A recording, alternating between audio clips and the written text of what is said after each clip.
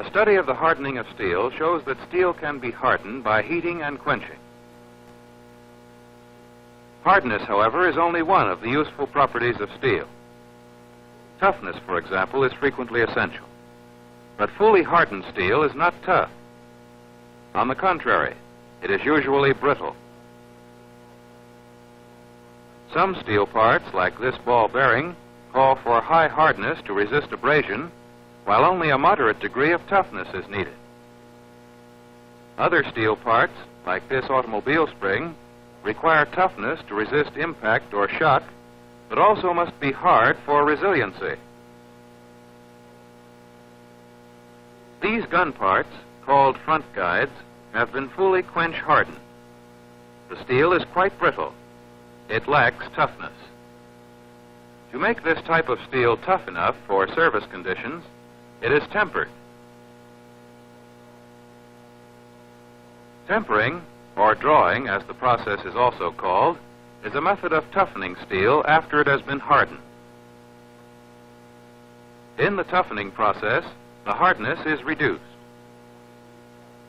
When we speak of toughness, we need a quantitative guide, an accurate means of measuring it. The Charpy Impact Toughness Testing Machine answers that need.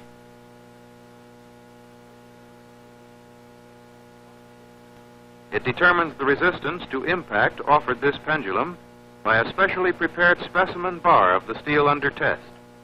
The specimen is placed across the pendulum's line of travel. The pendulum is drawn back to a fixed angle.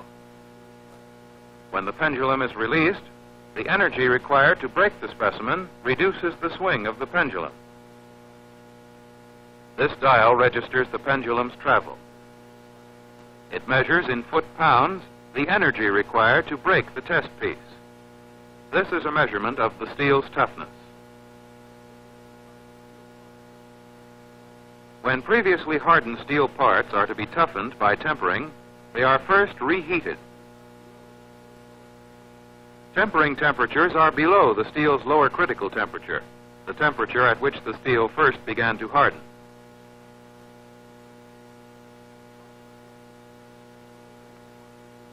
The parts are kept in the furnace until they are uniformly heated. Thus, tempering time depends on the thickness of the pieces and the temperature to which they must be brought. After heating, the parts are removed from the furnace and allowed to cool in air. What has happened in this process to change the properties of the steel? Here are 5 micrographs of an SAE 1043 steel, which show its structure after tempering at progressively higher temperatures.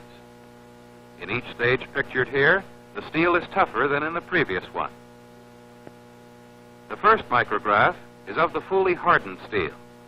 It shows the typical martensitic structure of plain carbon steel at maximum hardness. The steel's Rockwell C reading, the measurement of its hardness, is very high, 60. On the other hand, its Charpy reading, the measurement of its toughness, is very low, 3.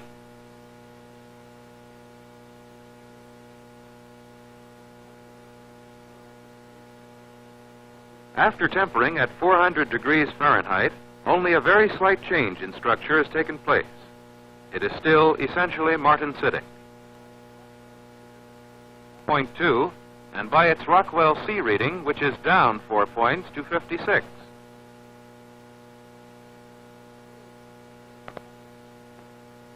When the steel has been tempered at a higher temperature, 650 degrees, a recognizable change can be seen in the structure. The carbide has started to precipitate from the martensite. The carbide appears black in the micrograph. The toughness, however, has barely changed. It is now at 6.3, even though the hardness has decreased to 49. It is necessary to go to higher temperatures to obtain marked toughening. Tempering at 900 degrees produces a further precipitation of carbide from the martensite. These carbide particles, diffused in the martensitic structure, are beginning to coalesce. Now the steel's toughness has jumped to 22. Its hardness is down to 39.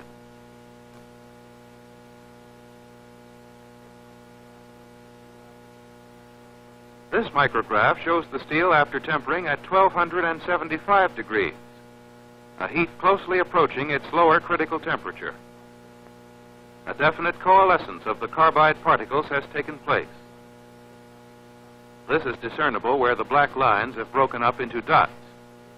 The steel is now very tough. Its Charpy reading is 65, but it is quite soft. Its Rockwell C is 20. From these and additional test data, a graph can be made to illustrate the relation between the toughening of the steel and the accompanying change in its hardness. As abscissa, we have the tempering temperatures in degrees Fahrenheit. As ordinates, we have the Charpy impact toughness in foot-pounds. We plot the values obtained by testing our steel after tempering at progressively higher temperatures. These points give us this curve.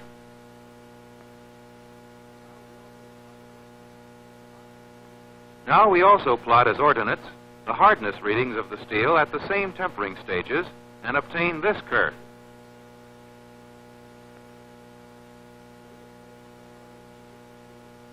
We can see that there is a generally consistent relationship whereby hardness decreases as toughness increases.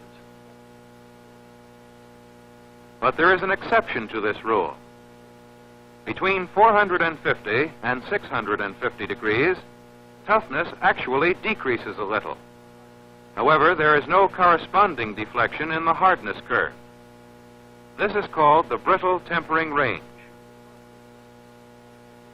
But at temperatures above this range, and particularly beyond 800 degrees, the toughness increases very markedly. The same graph, drawn for any other plain carbon steel, would show a similar relationship between toughness and hardness.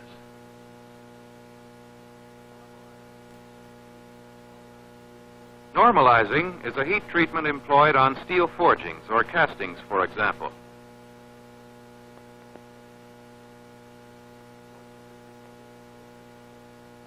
These forged pieces are being placed in the furnace to be normalized before they are machined. Normalising removes undesirable coarse grain structures that may have occurred during hot mechanical working in the forging process. Similar coarse grain structures occur in castings while solidifying. Normalising produces a more uniform grain structure, better adapted to subsequent heat treatment. Sometimes normalising alone is a sufficient treatment for obtaining the mechanical properties desired in the final steel. In normalising, the steel is heated to a temperature from 100 to 200 degrees Fahrenheit above its upper critical temperature. In this case, 1600 degrees. Here again, the parts are held at sustained temperature until they are uniformly heated. After heating, they are removed from the furnace and cooled in still air.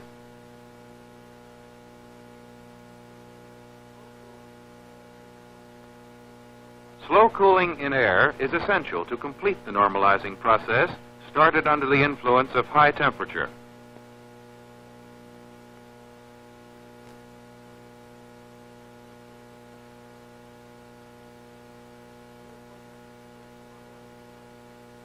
Here is what happens during the normalising process.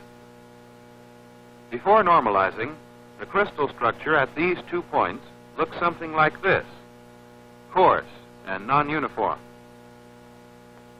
Notice the considerable difference in the size of the individual crystals. Furthermore, the crystals in the wide section are relatively larger than those in the narrow section. As the part is heated to high temperature in the furnace, its varied crystal structure changes to one which is uniform throughout. Normalising reduces the size of all the crystals. The result, a uniform, fine-grained structure. Another process which, like normalising, prepares steel for subsequent operations is annealing. Annealing is a stress-relieving process.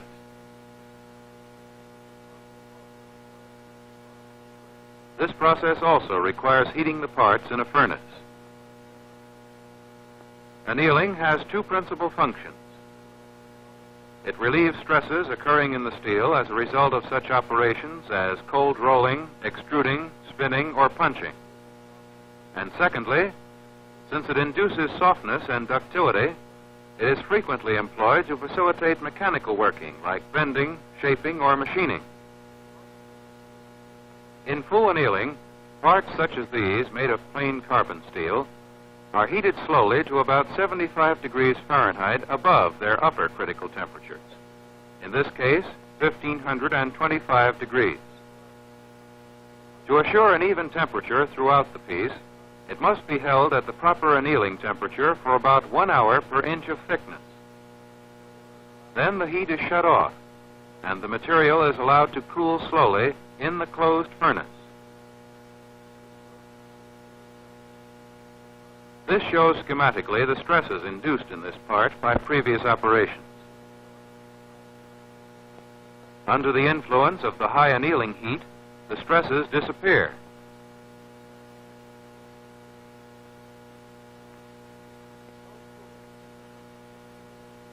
The slow cooling in the furnace prevents their return.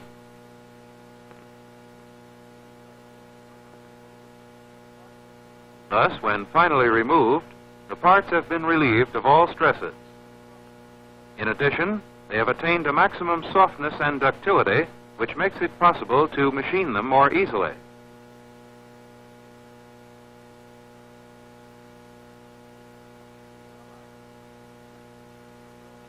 To sum up, tempering, normalizing, and annealing are basic processes in the heat treatment of steel. In tempering, employed to toughen a previously hardened steel, heat uniformly below its lower critical temperature and cool in air. In normalizing, employed to remove coarse grain structures in forgings or castings, heat uniformly to from 100 to 200 degrees Fahrenheit above the steel's upper critical temperature and cool in air. In annealing, employed to relieve stresses and to increase ductility, heat uniformly, in case of full annealing, to about 75 degrees Fahrenheit above the steel's upper critical temperature and cool in the furnace.